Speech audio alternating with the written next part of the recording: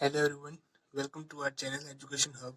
तो आज का हमारा टॉपिक है सर्कुलर मोशन, क्लास 11 साइंस का। तो सर्कुलर मोशन में हम पढ़ेंगे कि कोई बॉडी है वो सर्कुलर मोशन में घूम रही है, तो उसके अंदर क्या क्या एक्सक्रेशन आएगा, किस तरीके से उसकी वेलोसिटी चेंज हो रही है, वेलोसिटी के चेंज होने से क्या एक्सेलरेशन बन रहा है। और उसके बाद में हम पढ़ेंगे कि बैंकिंग ऑफ रोड, जो कि इम्पोर्टेंट टॉपिक है, कि क्या ज़रूरत पड़ती है बैंकिंग की, उसमें होता क्या है। तो ये सब बातें सीखने के लिए आप हमारे साथ बने रहिएगा। वीडियो के एंड तक वीडियो को पूरा देखें, क्योंकि अगर बीच में से देखकर आप आगे बढ़ गए तो शायद आप कुछ चीज़ जो इम्पोर्टेंट है वो मिस कर सकते हैं। तो चलिए शुरू करते हैं आज का टॉपिक सर्कुलर मोशन को शुरू करने से पहले मैं आपको कुछ टर्म्स हैं जो समझाना चाहता हूँ। जैसे कि सबसे पहले टर्म आता है linear displacement and angular displacement. फिर आता है linear velocity and angular velocity. उसके बाद आता है linear acceleration and angular acceleration. ठीक है। तो सर्कुलर मोशन शुरू करने से पहले हमें इन टर्म्स को अच्छे से समझना होगा। इनके आपस में क्या रिलेशन होते हैं उसको समझना पड़ेगा। अगर आपको ये सब चीज़ें समझ में आ जाती हैं तो सर्कुलर मोशन आपको बहुत अच्छे से समझ में आ जाएगा। तो चलिए इन टर्म्स को सीखते हैं पहले, उसके बाद चलेंगे आगे। तो सबसे पहले हम सीखते हैं लीनियर डिस्प्लेसमेंट और एंगुलर डिस्प्लेसमेंट में क्या डिफरेंस है और क्या रिलेशन है। हमें सबको पता है कि लीनियर डिस्प्लेसमेंट क्या होता है, कि भाई चेंज इन पोजीशन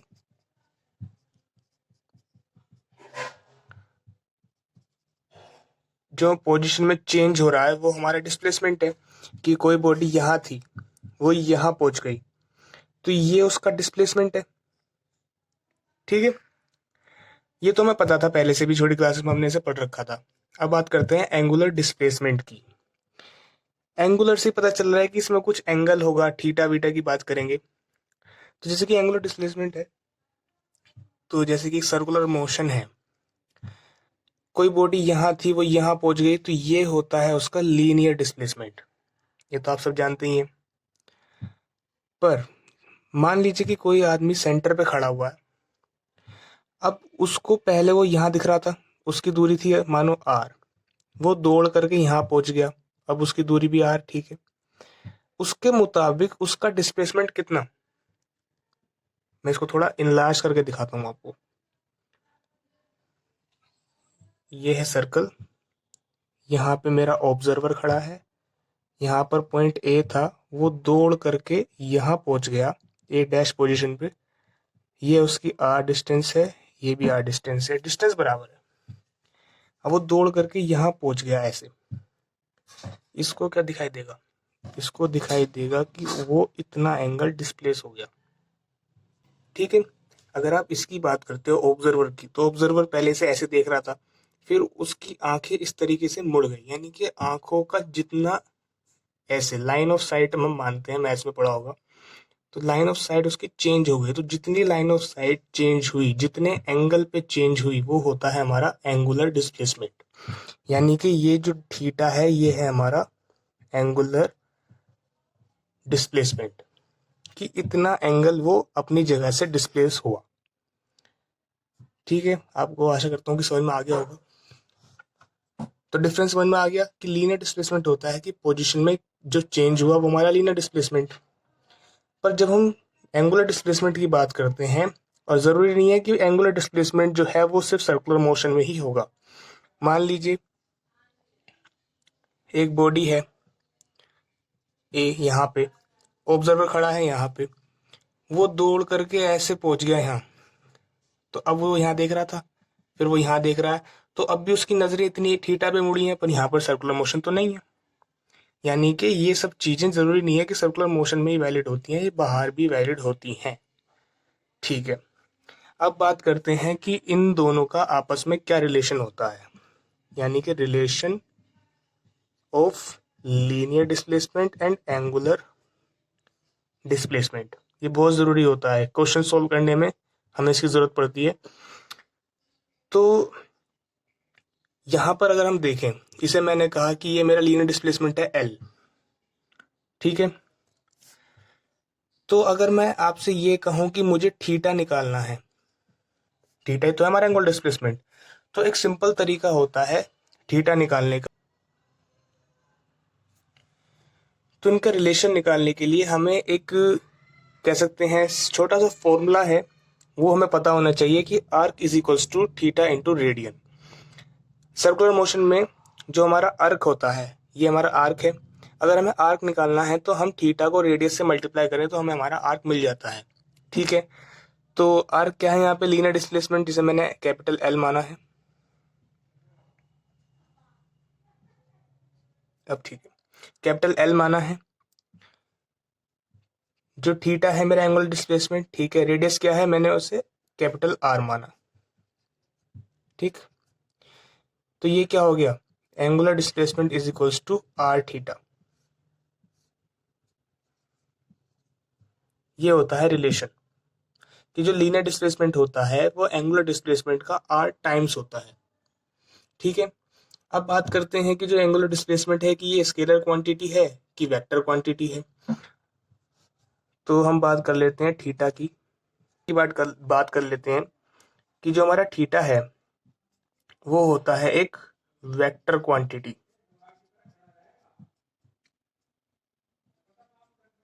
ठीक है। थीटा हमारा वेक्टर क्वांटिटी है, यानी कि इसके पास मैग्नीट्यूड और डायरेक्शन दोनों होंगी। तो ये जो होते हैं ये होते हैं एक्सियल वेक्टर्स। एक्सियल वेक्टर्स कौन होते हैं? जिनकी जो डायरेक्शन है वो एक्सिस के अलोंग होती है। यानी कि हम यहाँ पे बात करें तो इस सर्कल की एक्सिस क्या होगी? अगर मैं आपको 3D फील देना चाहूँ तो अंदर की तरफ जा रही होगी इसकी कुछ ऐसे एक्सिस। ये मेरी एक्सिस है। ठीक है। तो मेरी जो डायरेक्शन होगी वो एक्सिस के अलोंग होगी। अब एक्सिस के अलोंग कैसे? मान लीजिए कि जो मेरा ए ऑब्जेक्ट था वो क्लॉकवाइज घूम रहा है, यानी कि क्लॉकवाइज नहीं, एंटी क्लॉकवाइज घूम रहा है इस तरीके से। तो आप अपना राइट हैंड लीजिए, हम राइट हैंड थंब रूल का यूज करते हैं इसमें निकालने के लिए एक्सियल वेक्टर्स को। राइट हैंड लीजिए और अपने फिंगर्स को कर्ल कीजिए जिस डायरेक्शन में हमारी जो ऑब्जेक्ट है वो दौड़ रहा है। तो जिस तरफ को आपका थंब होगा उस तरफ को उसकी डायरेक्शन होगी। किसकी डायरेक्शन? एक्सियल वेक्टर्स की। तो क्योंकि रेडियन इसकी यूनिट होती है, किसकी? एंगुलर डिस्प्लेसमेंट की जो यूनिट है वो होती है रेडियन। ठीक है। और इसका डायमेंशन क्या होता है? ये होती है डायमेंशन लेस क्वांटिटी। इसका कोई डायमेंशन नहीं होता।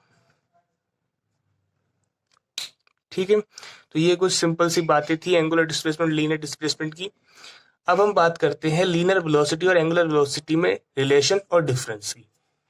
तो अब हम बात करने वाले हैं लीनियर वेलोसिटी और एंगुलर वेलोसिटी के रिलेशन की और इनके बीच में जो छोटा सा डिफरेंस है उसकी। तो जैसे कि हमने लीनियर डिस्प्लेसमेंट और एंगुलर डिस्प्लेसमेंट में देखा था, उसी तरीके से इसका भी रिलेशन है। जो हमारा लीनियर वेलोसिटी होता है, यानी कि rate of change of displacement की, मान लीजिए थीटा टाइम मतलब सॉरी टी टाइम में कितना डिस्प्लेसमेंट हुआ वो हमारी वेलोसिटी होती है। ठीक है। इसका फॉर्मूला क्या होता है?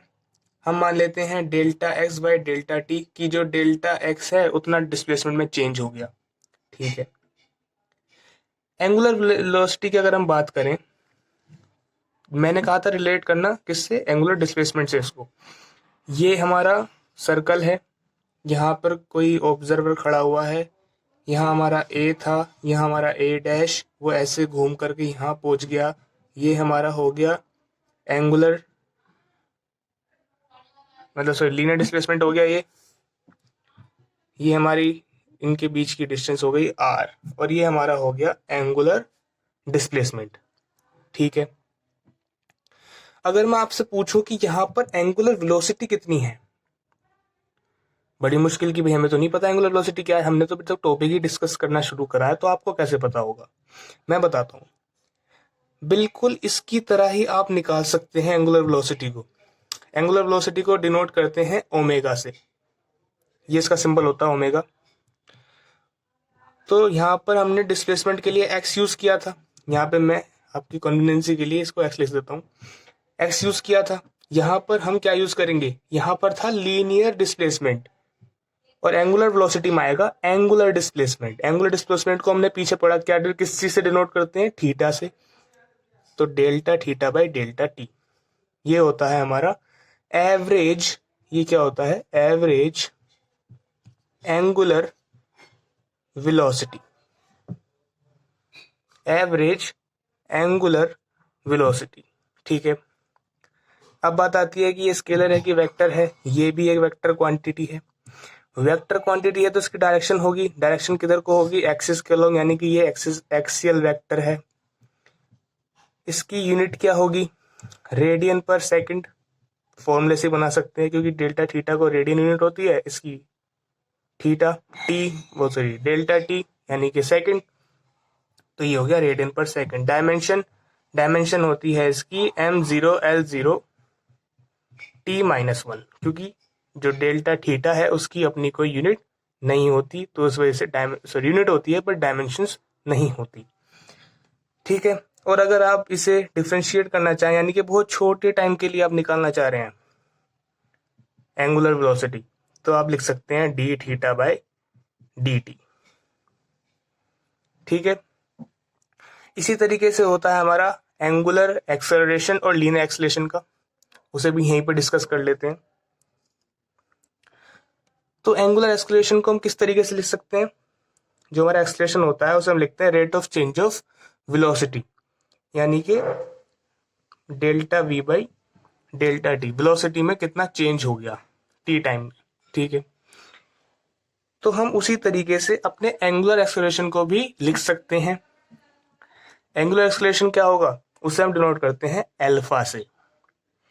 तो alpha is equals to delta omega, क्योंकि यहाँ लीनियर वेलोसिटी है तो यहाँ पे क्या आएगा, एंगुलर वेलोसिटी, और यहाँ आएगा डेल्टा टी। अब वही बात की है, एवरेज है क्या इंस्टेंटेनियस, तो ये है एवरेज।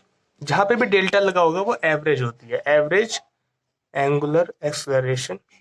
इसी को ही मैं लिख दूं D omega by D T, तो ये हो जाएगा मेरा इंस्टेंटेनियस एंगुलर एक्सेलरेशन।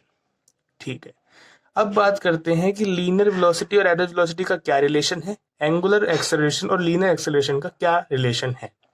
तो चलिए रिलेशन देखते हैं। अब हम बात करने वाले हैं लीनियर वेलोसिटी और एंगुलर वेलोसिटी के रिलेशन का।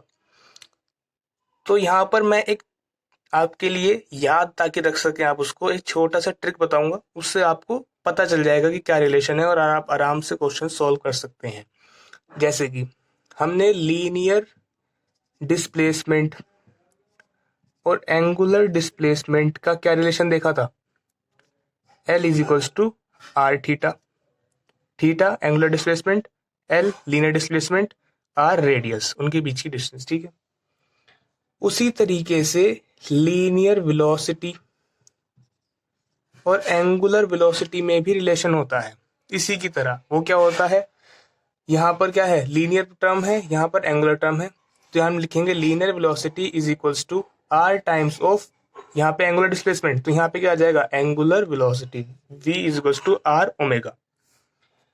उसी तरीके से लीनियर एक्सेलरेशन और एंगुलर एक्सेलरेशन में क्या रिलेशन होगा, यहाँ पे लीनियर टर्म आएगा यानी कि acceleration is equals to r alpha.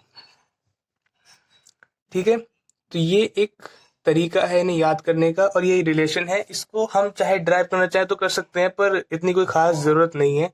मैंने आपको ड्राइव करके दिखा दिया था एंगुलर डिस्प्लेसमेंट का, उसी तरीके से वेलोसिटी का भी हो जाएगा, उस तरीके से एंगुलर एक्सेलरेशन का भी हो जाएगा। तो ये है रिलेशंस। अब हम अपनी शुरुआत करेंगे सर्कुलर मोशन की। सर्कुलर मोशन अब हम शुरू करने वाले हैं। तो सबसे पहले हम इसमें सीखेंगे कि यूनिफॉर्म सर्कुलर मोशन क्या होता है। यूनिफॉर्म सर्कुलर मोशन क्या होता है, सर्कुलर मोशन नाम से ही पता चल रहा है कि सर्कुलर मोशन में कुछ तो चीज यूनिफॉर्म रहने वाली है। तो यूनिफॉर्म सर्कुलर मोशन होता है when a body moves in a circular motion with constant speed जब भी कोई बॉडी एक सर्कुलर मोशन में कांस्टेंट स्पीड के साथ घूमती है तो वहां पे होता है uniform circular motion. Constant speed की बात करी है, कांस्टेंट वेलोसिटी की नहीं। क्यों? क्योंकि वेलोसिटी होता है वेक्टर क्वांटिटी, यानी कि उसके अंदर होगी डायरेक्शन, और क्योंकि सर्कुलर मोशन में हर पॉइंट पे डायरेक्शन चेंज होती है जिस वजह से वेलोसिटी कांस्टेंट नहीं रह सकती। तो इसलिए यहाँ पे यूज हुआ है कांस्टेंट स्पीड, यानी कि वेलोसिटी का मैग्नीट्यूड कांस्टेंट रहेगा अगर, तो वो होगा यूनिफॉर्म सर्कुलर मोशन। ठीक है, कहने वाले हैं कि अगर वेलोसिटी में चेंज होगा, भाई एक सर्कुलर मोशन है, आप यहाँ देखिए, ये सर्कल है, यहाँ पर ऑब्जेक्ट का मतलब ये सर्कल का सेंटर है, ठीक है। यहाँ पर कोई ऑब्जेक्ट है ए और वो इसमें ऐसे दौड़ रहा है, मानो ऑब्जेक्ट क्या, गाड़ी मान लो, गाड़ी है ए, वो इस तरीके से सर्कल में घूम रही है विद यूनिफॉर्म स्पीड, ठीक है।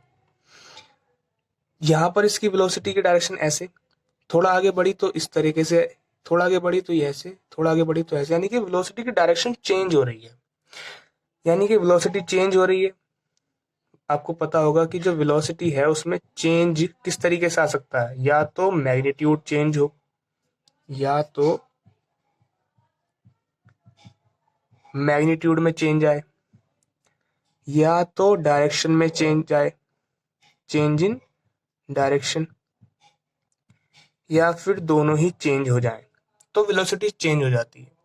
और आपको पता होगा, नहीं पता तो मैं बताता हूं कि अगर वेलोसिटी में चेंज आता है तो वहां पर प्रोड्यूस होता है क्या, एक्सीलरेशन।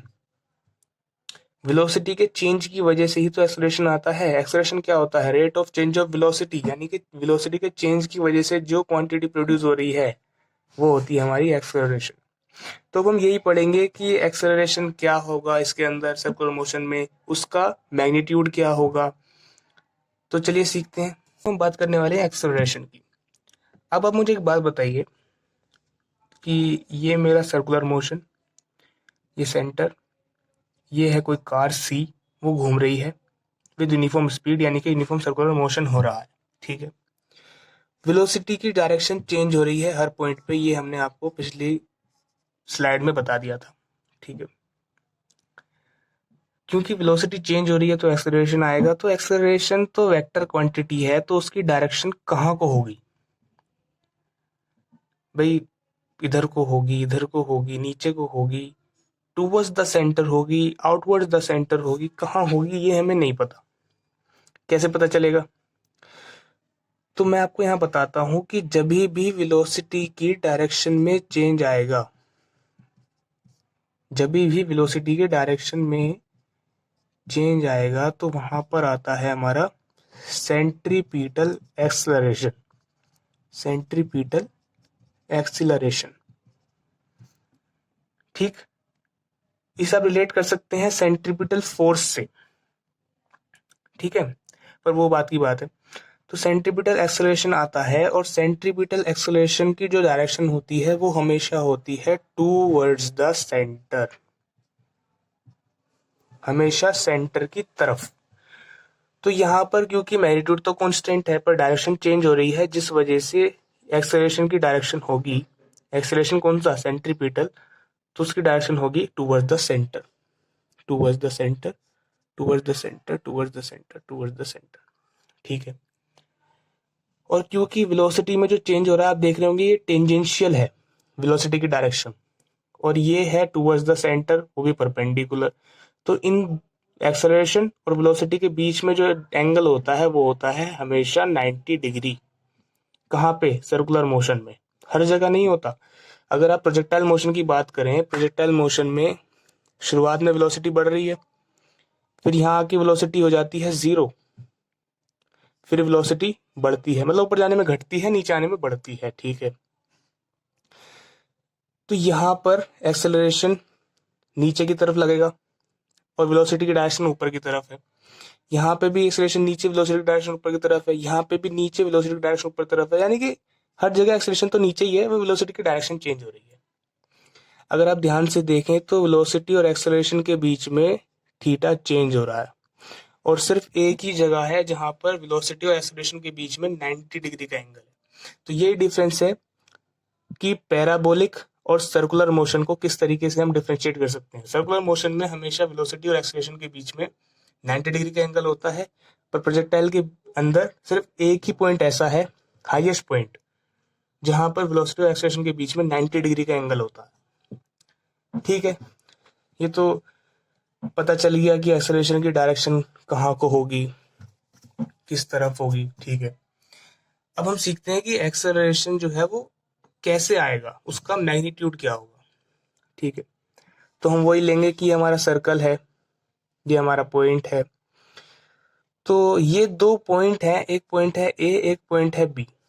ठीक है, ए की वेलोसिटी v1, बी की वेलोसिटी v2, ये हमारी रेडियस, और इन दोनों के बीच में है थीटा एंगल। ठीक है,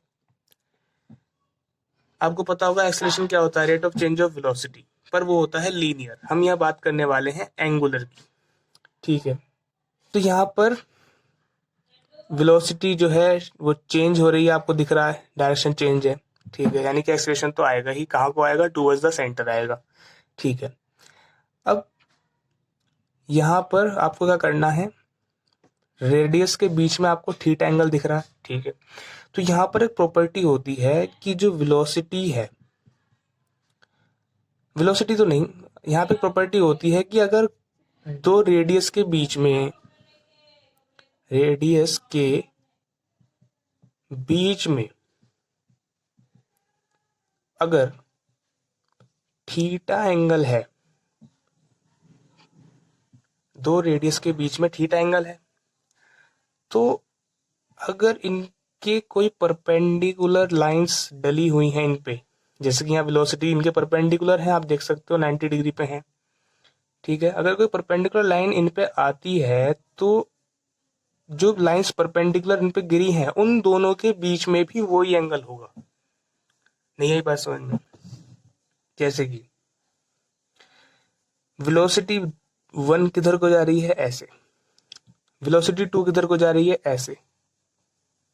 ठीक, और ये क्योंकि एक ऐसी लाइंस पर गिरी हुई थी परपेंडिकुलरली, ये एक ऐसी लाइंस पर परपेंडिकुलरली गिरी हुई थे जिनके बीच का एंगल थीटा है, तो इनके बीच में भी एंगल थीटा ही होगा, v2 v1। ठीक है, और ये बात किस में हो रही है, यूनिफॉर्म सर्कुलर मोशन में हो रही है, यानी कि इन दोनों वेलोसिटीज का मैग्नीट्यूड सेम, यानी कि मैं कह सकता हूं v1 v2 is equals to capital V। ठीक है, ठीक है, क्योंकि ये दोनों ही वेक्टर क्वांटिटी होती हैं तो इन दोनों का रिजल्टेंट वेक्टर मैंने बना दिया ये रहा। ठीक, मैं बहुत छोटे से टाइम की बात कर रहा हूं कि जो ये वेलोसिटी में चेंज हुआ है ये डी थीटा टाइम में हुआ है, डी थीटा टाइम में हुआ है। ठीक है, तो इनका जो रिजल्टेंट आएगा वो आएगा dv।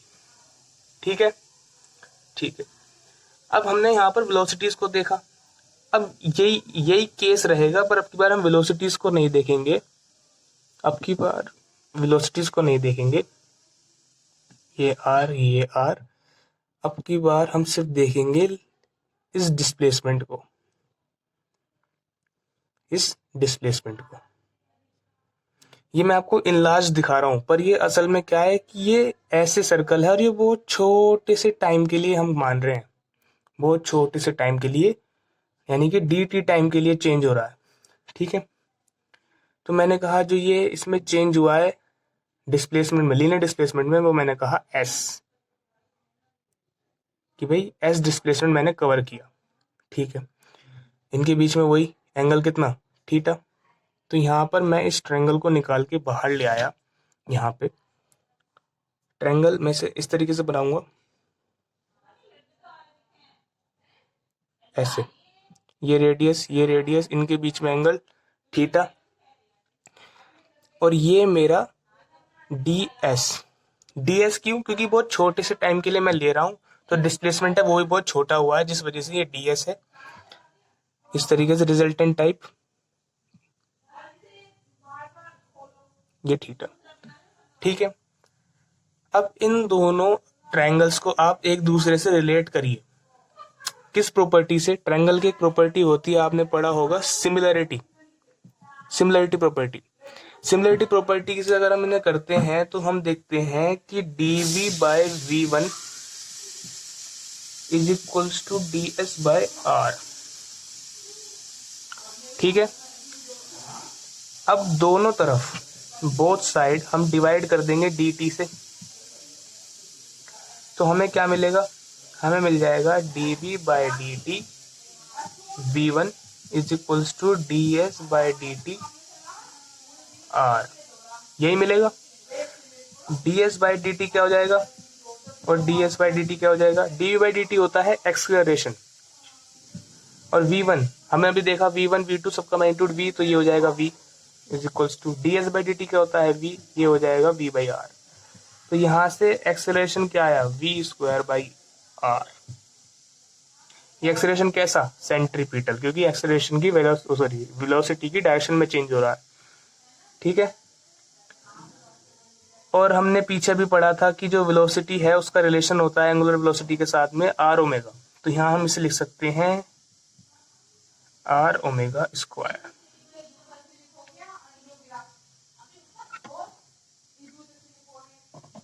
ठीक है, तो ये है हमारा एक्सेलरेशन का फॉर्मूला, जिससे आप एक्सेलरेशन निकाल सकते हैं, सेंट्रीपिटल एक्सेलरेशन का फॉर्मूला।